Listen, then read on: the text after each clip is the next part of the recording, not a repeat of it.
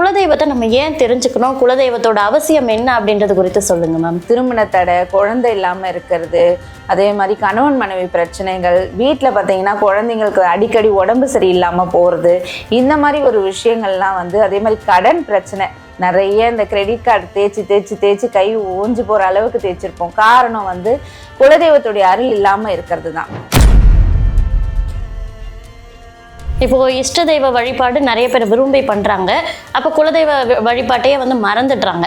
இந்த மாதிரி நம்ம குலதெய்வத்தை மறக்கிறதுனால என்னென்ன மாதிரியான பிரச்சனைகள் குடும்பத்துல ஏற்படும் மேம்? அதாவது இஷ்ட தெய்வம்னு சொல்லிட்டு பாத்தீங்கன்னா நிறைய பேர் முருகரை கும்பிடுறாங்க, அதே மாதிரி பெருமாளை கும்பிடுறாங்க, வராகி அம்மனை கும்பிடுறாங்க. அந்த மாதிரி எல்லாருமே அவங்கவுங்களுக்குன்னு ஒரு இஷ்ட தெய்வம் வச்சிருக்காங்க. அது தப்பு கிடையாது, கும்பிடலாம். ஆனா குலதெய்வத்தை மறந்துட்டு குலதெய்வத்துடைய வழிபாடு இல்லாம எந்த தெய்வத்தை கும்பிட்டாலும் எந்த ஒரு விஷயத்துக்கும் பலன் கொடுக்காது. மேரேஜ் பண்றதுக்கு அன்னைக்கும் சரி, அதே மாதிரி இந்த சீமந்தம் பண்ற போதும் சரி, இந்த இன்விடேஷனை எடுத்துட்டு போயிட்டு முதல் பத்திரிகையை குலதெய்வம் கோயில்ல தான் வைப்பாங்க. அதே மாதிரி மொட்டை அடிச்சாலும் சரி, காது குத்தினாலும் சரி, குலதெய்வம் கோயில்ல வச்சுதான் அடிப்பாங்க. நாளடைவுல இதெல்லாம் பண்றதுக்கான ஒரு சூழ்நிலை மக்களுக்கிடையே இல்லாம போயிட்டதுனால இந்த மாதிரி திருமண தடை, குழந்தை இல்லாத பிரச்சனைகள்லாம் அதிகமாயிடுச்சு. அதுக்கான காரணம் குலதெய்வம் குறைன்றதுனாலதான்.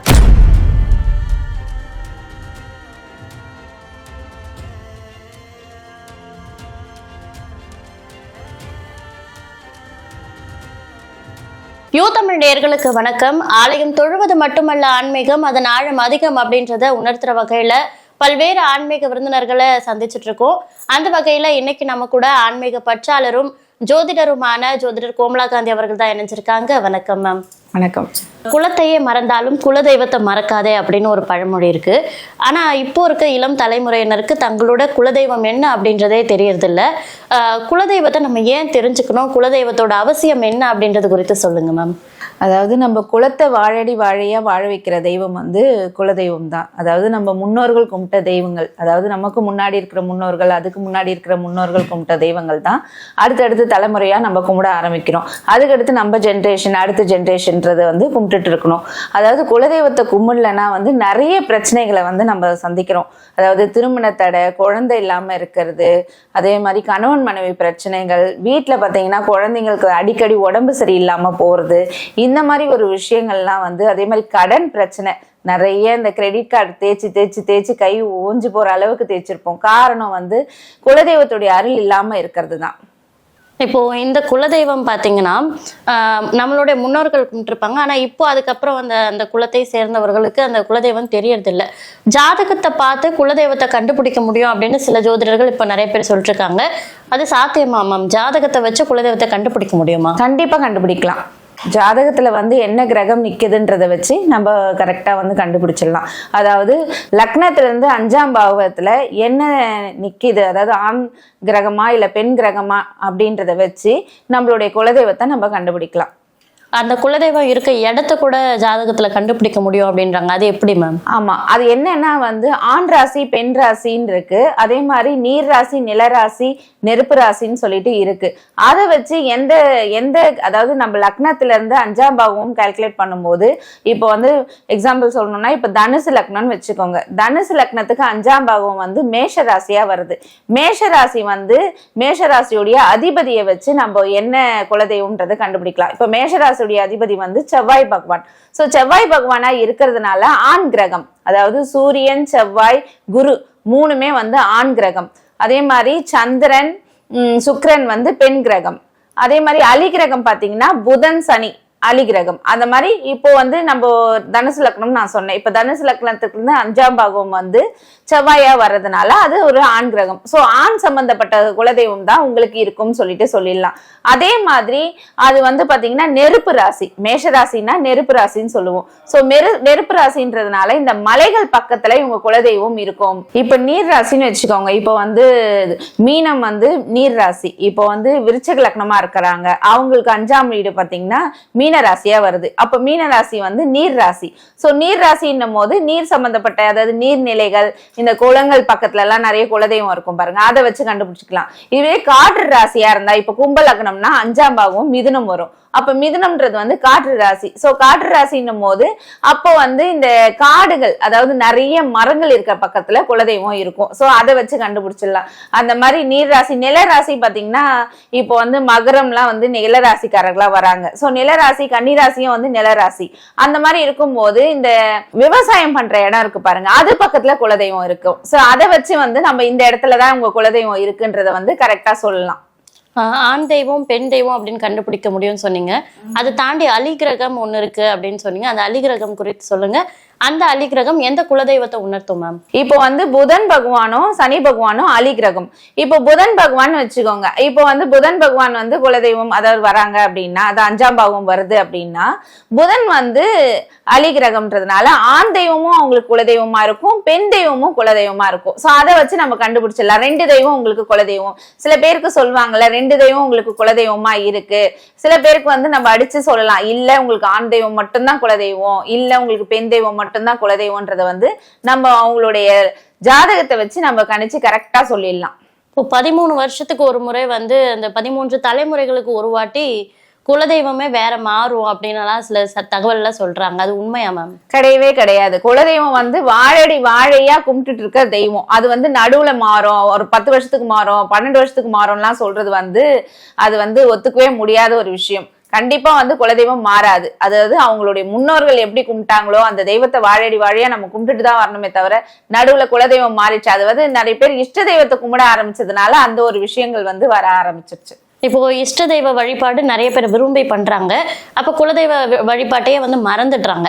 இந்த மாதிரி நம்ம குலதெய்வத்தை மறக்கிறதுனால என்னென்ன மாதிரியான பிரச்சனைகள் குடும்பத்துல ஏற்படும் மேம்? அதாவது இஷ்ட தெய்வம்னு சொல்லிட்டு பாத்தீங்கன்னா நிறைய பேர் வந்து முருகரை கும்பிடுறாங்க, அதே மாதிரி பெருமாளை கும்பிடுறாங்க, வராகி அம்மனை கும்பிடுறாங்க. அந்த மாதிரி எல்லாருமே அவங்கவுங்களுக்குன்னு ஒரு இஷ்ட தெய்வம் வச்சிருக்காங்க. அது தப்பு கிடையாது, கும்பிடலாம். ஆனா குலதெய்வத்தை மறந்துட்டு குலதெய்வத்துடைய வழிபாடு இல்லாம, அதாவது எப்படி வந்து நம்ம பிள்ளையார வந்து சொல்லுவோம்ல, முழு முதற் கடவுள், பிள்ளையார் பிடிச்சு வச்சுட்டு தான் ஒரு எந்த விஷயம் பண்றதா இருந்தாலும் பிள்ளையார் வந்து நம்ம கும்பிட்டுட்டு தான் அடுத்த வேலையை பார்ப்போம். ஒரு சஷ்டி விரதம் இருந்தா கூட பிள்ளையார பிடிச்சு வச்சுட்டு தான் நம்ம வந்து அடுத்து வந்து பூஜையை ஸ்டார்ட் பண்ணுவோம். அந்த மாதிரி குலதெய்வத்துடைய அனுகிரகம் இல்லாம எந்த தெய்வத்தை கும்பிட்டாலும் வேலை அது நமக்கு எந்த ஒரு விஷயத்துக்கும் வந்து பலன் கொடுக்காது. அதே மாதிரி குலதெய்வத்தை வந்து முன்னாடி நிறுத்தி வச்சுட்டு குலதெய்வத்தை கும்பிட்டுட்டு இப்போ வந்து நீங்க பெரிய பெரிய ஹோமம் பண்ணாலும் சரி, இல்ல பரிகார ஸ்தலங்கள் போனாலும் சரி, குலதெய்வத்துடைய அனுகிரகம் இல்லாம நீங்க என்ன மாதிரியான ஹோமம் பரிகார ஸ்தலம் போயிட்டு நான் இவ்வளவு வேண்டுதல் வச்சேன், இவ்வளவு பெரிய பெரிய ஹோமம் பண்ணேன் அப்படின்னு சொன்னாலும் அது பலன் கொடுக்கவே கொடுக்காது. குலதெய்வத்துடைய அனுகிரகம் இருந்தா மட்டும்தான் பலன் கொடுக்கும். அதாவது இஷ்ட தெய்வம் எல்லையம்மன், எல்லையம்மன் சொல்லுவாங்கல்ல, ஒரு ஒரு ஊருக்கு ஒரு எல்லையம்மன் இருக்கும். இந்த இடத்துக்கு இவங்க எல்லையம்மன், அவங்கள இருந்து வேறுபட்டவங்க தான் குலதெய்வம். அதனால குலதெய்வத்தை அனுகிரகம் இல்லாம எந்த தெய்வத்தை கும்பிட்டாலும் நமக்கு பலன் கொடுக்கவே கொடுக்காது. இப்போ குலதெய்வத்தோட சாபத்துக்கு ஆளாகிற மாதிரியான சில விஷயங்கள் நம்ம பார்த்திருப்போம். குலதெய்வ சாபம் எதனால வருது மேம்? குலதெய்வம் சாபம் எதனாலன்னா குலதெய்வத்தை கும்பிடாது வெட்டுறதுனால குலதெய்வம் சாபம் வருது. அதாவது வந்து குலதெய்வம் சாபம் இருக்கிறவங்களுக்கு பாத்தீங்கன்னா வீட்டுல வந்து நிம்மதியே இல்லாம இருப்பாங்க, எதுக்கு எடுத்தாலும் பிரச்சனை, நிம்மதியான தூக்கம் இருக்காது, ஏதோ ஒரு அமானுஷ்யம் வந்து வீட்டுல சுத்திட்டு இருக்க மாதிரியே இருக்கும். அதாவது அவங்களுடைய குலதெய்வம் வந்து வாசல்ல நின்றுட்டு என்னை கும்பிடுன்னு சொல்லிட்டு கேட்டுட்டே இருக்குமா. எப்பவுமே எல்லாருக்குமே அந்த ஒரு விஷயம் இருக்கும். என்னதான் வந்து நம்ம அப்பா அம்மாவை வந்து நம்ம கவனிக்காம விட்டாலும் பிள்ளைங்க நல்லா இருக்கணும்னு சொல்லிட்டு எப்படி அவங்க நினைக்கிறாங்களோ அதே மாதிரிதான் குலதெய்வமோ நம்ம என்னதான் நம்ம அவங்கள கவனிக்காம வேண்டாம விட்டாலும் அவங்க வந்து வாசல்ல நின்னுட்டு என்னை எப்ப கும்பிடுவாங்க, நான் உனக்கு நல்லது செய்வேன்னு சொல்லிட்டு காத்துட்டு இருக்குமா. அது தன்னை உணர்த்ததுக்காக யார் மூலியமாவது உணர்த்தலாம் அப்படின்னு சொல்லிட்டு காத்துட்டு இருக்கும். நம்ம தேடுறோமான்னு சொல்லி அது பாக்குமா. அப்போ வந்து நம்ம தேட ஆரம்பிச்சோம்னா எப்படியாவது அந்த குலதெய்வம் நமக்கு வழி காமிச்சு நான் தான் உன் குலதெய்வம்ன்றதை உணர்த்தி கும்பிட வச்சிரும். இப்போ நிறைய குடும்பங்கள்ல பாத்தீங்கன்னா சுப காரியங்கள் தடைப்பட்டுட்டே இருக்கும். முக்கியமா எடுத்துக்காட்டுக்கு சொல்லனா திருமண தடை நடந்துட்டு இருக்கும். சில பேருக்கு அந்த திருமண தடைக்கான முக்கிய காரணம் வந்து ஜாதகத்துல தோஷம் அந்த மாதிரியான விஷயங்கள் இருக்கும். ஆனா நிறைய பேருக்கு வந்து சுத்த ஜாதகமா இருக்கும். தோஷம் எதுவுமே இல்லாத சுத்த ஜாதகத்துக்கு இருக்கவங்களுக்கு கூட திருமண தடை அப்படின்றது தொடர்ந்து நிகழ்ந்துட்டே இருக்கும். அதுக்கான காரணம் என்ன மேம்? அதுதான்மா, குலதெய்வத்தை வந்து நம்ம வழிபடாம விடுறதுனால இந்த ஒரு பிரச்சனைகள் வந்து நமக்கு ஏற்படும். குலதெய்வத்தை நம்ம வணங்க வணங்க நமக்கு எல்லா விதத்திலயும் நன்மையை கொடுக்கும். குலதெய்வத்தை எப்போ நம்ம மறந்துட்டு நம்ம ஒரு இஷ்ட தெய்வங்க இதுதான் எங்களுக்கு, அதாவது என்னன்னா வந்து அந்த காலத்துல எல்லாம் வந்து மேரேஜ் பண்றதுக்கு அன்னைக்கும் சரி, அதே மாதிரி இந்த சீமந்தம் பண்ற போதும் சரி, இந்த இன்விடேஷனை எடுத்துட்டு போயிட்டு முதல் பத்திரிகையை வந்து குலதெய்வம் கோயில்ல தான் வைப்பாங்க. அதே மாதிரி மொட்டை அடிச்சாலும் சரி, காது குத்தினாலும் சரி, குலதெய்வம் கோயில்ல வச்சுதான் அடிப்பாங்க. அதே மாதிரி குலதெய்வம் கோயில்ல வச்சுதான் பாத்தீங்கன்னா குழந்தைங்களுக்கு வந்து இந்த சாப்பாடு ஊட்டுற நிகழ்ச்சி, அதாவது ஃபர்ஸ்ட் சாப்பாடு ஊட்டுறதெல்லாம் குலதெய்வம் கோயில்ல வச்சுதான் பண்ணிட்டு இருந்தாங்க. நாளடைவுல வந்து இதெல்லாம் வந்து பண்றதுக்கான ஒரு சூழ்நிலை வந்து மக்களுக்கிடையே இல்லாம போயிட்டதுனால இந்த மாதிரி வந்து திருமண தடை, குழந்தை இல்லாத பிரச்சனைகள்லாம் வந்து அதிகமாயிடுச்சு. அதுக்கான காரணம் வந்து குலதெய்வம் குறைன்றதுனாலதான். இப்போ நம்ம ஒரு விஷயம் பண்ணோம்னா அந்த குலதெய்வத்துடைய அனுகிரகம் இல்லாம பண்ணோம்னா குலதெய்வமும் சரி மத்த தெய்வங்களும் சரி வழிவிடாது. இந்த அளவுக்கு குலதெய்வம் வந்து ஒரு சக்தி வாய்ந்ததா இருக்கும்போது எந்த இடத்துல மேம் இப்ப இருக்க தலைமுறையினர் வந்து அந்த குலதெய்வத்தை மறந்தாங்க? அதுக்கான காரணம் என்ன மேம்? அதாவது வேலை நிமித்தம் காரணமாக என்ன பண்றாங்கன்னா மக்கள் வந்து இடம் விட்டு இடம் பெயர்ந்துட்டாங்க. அதாவது வேலை வேணும், எனக்கு இந்த ஊர்ல இருந்தா என்னால பிழைக்க முடியாது, நான் வெளியூர் போனேன்னா என்னால சம்பாதிக்க முடியும் அப்படின்னு சொல்லிட்டு எல்லாரும் வந்து அந்தந்த ஊரை விட்டு ஊர் பெயர்ந்துட்டாங்க. ஊருக்கு வந்ததுனால வந்து அங்க திரும்பவும் வந்து நம்ம ஊருக்கு போயிட்டு குலதெய்வத்தை கும்பிடணுமா அந்த மாதிரி ஒரு விஷயங்கள்லாம் வந்து எல்லாரும் யோசிக்க ஆரம்பிச்சுட்டாங்க. அது மட்டும் இல்லாம பசங்க படிப்புக்காகவும் வந்து சில பேர் வந்து ஊருக்கு போயிட்டாங்க. இல்ல பசங்களை வந்து இந்த ஃபாரினுக்கு அனுப்புறது, ஃபாரின்ல போய் படிக்க வைக்கிறது, இந்த மாதிரி ஒரு விஷயங்களும் பண்ண ஆரம்பிச்சிட்டாங்க. அதுக்கடுத்து பாத்தீங்கன்னா ஊருக்கு போயிட்டு குலதெய்வத்தை கும்பிடணுமா, இங்கேயே இப்போ ஒரு எக்ஸாம்பிள் சொல்லணும்னா ஒரு செல்லியம்மன் வச்சுக்கோங்க குலதெய்வம். சோ செல்லியம்மன் இங்கேயே தானே இருக்கு, அதனால இங்கேயே கும்பிட்டுக்கலாமே அப்படின்னு கும்பிட ஆரம்பிச்சாங்க. அதுக்கடுத்து நாளடைவுல பாத்தீங்கன்னா அவங்களுக்குன்னு ஒரு இஷ்ட தெய்வத்தை கும்பிட ஆரம்பிச்சாங்க. சரி இந்த தெய்வத்தையே நம்ம பிடிச்சிருக்கு, நம்ம இந்த தெய்வத்தை கும்பிடலான்னு கும்பிட ஆரம்பிச்சதுக்கு அப்புறம் பிள்ளைங்களுக்கு வந்து அது தெரியறது இல்ல, பிள்ளைங்களுக்கு சொல்லி கொடுக்கறது இல்ல. இவங்கதான் நம்ம குலதெய்வம், இப்படிதான் நம்ம படையல் போட்டோம், இப்படிதான் நம்ம வணங்கணும் அப்படின்னு சொல்லிட்டு யாருமே சொல்லி தர்றது இல்ல.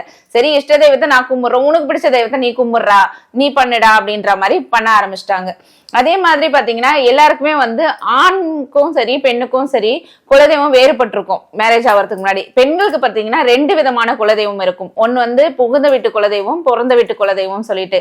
ஆனா ஆண்களுக்கு மட்டும் பாத்தீங்கன்னா ஒரே ஒரு குலதெய்வம் தான் இருக்கும். சோ ஆண் வழி குலதெய்வத்தை தான் பெண்கள் வந்து கும்பிட ஆரம்பிக்கணும். அதுவும் வந்து நாளடைவுல வந்து ஏன் குலதெய்வத்தை நான் கும்பிடுறேன்னு சொல்லிட்டு அந்த மாதிரி அவங்களும் கும்பிட ஆரம்பிச்சிருக்காங்க. அந்த மாதிரி பண்றதும் வந்து பெரிய தப்பு. இப்போ குலதெய்வ வழிபாட்டை நம்ம தவற விடுறது மூலமா தான் நமக்கு வந்து குலதெய்வ சாபம் அப்படின்றது ஏற்படுது அப்படின்னு சொன்னீங்க. இப்போ திருமணமான பெண்கள் பாத்தீங்கன்னா புகுந்த வீட்டுக்கு போகும்போது அந்த குலதெய்வத்தை வழிபட ஆரம்பிச்சிருவாங்க. அதாவது கணவர் வீட்டோடைய குலதெய்வத்தை வழிபட ஆரம்பிச்சிருவாங்க. அப்ப தங்களோட குலதெய்வத்தை அந்த வழிபாடு அவங்களால சரியா பண்ண முடியாது. அந்த மாதிரி ஒரு சூழ்நிலையிலும் குலதெய்வ சாபம் ஏற்படுமா மேம்? அந்த மாதிரி ஏற்படாது. பெண்களுக்கு வந்து அதுதான் சொல்றேனே, ஆண் வீட்டு குலதெய்வத்தை தான் பெண்கள் கும்பிட ஆரம்பிக்கணும். இப்போ ஒரு குலதெய்வத்தை வந்து கண்டுபிடிக்கணும்னா கூட ஆணுடைய ஜாதகத்தை வச்சுதான் கண்டுபிடிக்கணுமே தவிர பெண்ணுடைய ஜாதகத்தை வச்சு கண்டுபிடிக்க முடியாது. சரிங்களா? அதனால இப்போ ஒரு 4 பேர் இருக்காங்க குடும்பத்துல, ஹஸ்பண்ட் அண்ட் ஒய்ஃப் 2 பசங்க இருக்காங்கன்னா பெண்ணுடைய ஜாதகத்தை வச்சு குலதெய்வத்தை கண்டுபிடிக்க முடியாது. ஆண் ஜாதகத்தை வச்சுதான் கண்டுபிடிச்சு அந்த குலதெய்வத்தை தான் கும்பிடாம ஆரம்பிக்கணும். அதாவது ஆண் சம்பந்தப்பட்ட தெய்வங்கள்ன்றதை தான் நம்ம வந்து முன்னோர்களை வந்து கும்பிட ஆரம்பிச்சுட்டு இருந்தாங்க. அதனால ஆண் சம்பந்தப்பட்ட தெய்வங்களை தான் நம்ம கும்பிட ஆரம்பிக்கணும். இப்போ குலதெய்வம் தெரியாதவங்க, அதை மறந்து போனவங்க பாத்தீங்கன்னா ஜாதகத்தை பார்த்து குலதெய்வத்தை கண்டுபிடிக்க முடியும், பிரசன்னம் மூலமா கண்டுபிடிக்க முடியும் அப்படின்னு நிறைய சொல்றாங்க. சோ ஜாதகத்துல எந்த மாதிரி குலதெய்வத்தை கண்டுபிடிக்கலாம் மேம்? அதற்கான வழி இருக்கா?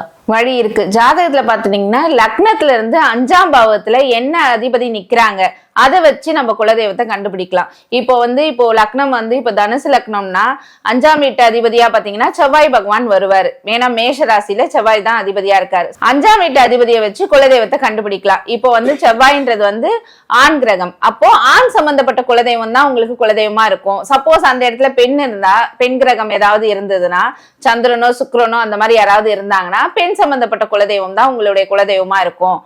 அப்படி இல்லைன்னா அலிகிரகம் இருந்ததுன்னா ஆணோ இருப்பாங்க பெண்ணோ இருப்பாங்க உங்களுக்கு குலதெய்வம் அப்படின்னு சொல்லிட்டு அவங்களுடைய ராசியில என்ன அதிபதி நிக்கிறாங்களோ அதை வச்சு கண்டுபிடிச்சு சொல்லிடலாம். இப்போ அலிகிரகம் அப்படின்னா 2 குலதெய்வம் இருக்கும், ஆணோருக்கும் பெண்ணோருக்கும் அப்படின்னு சொன்னீங்க.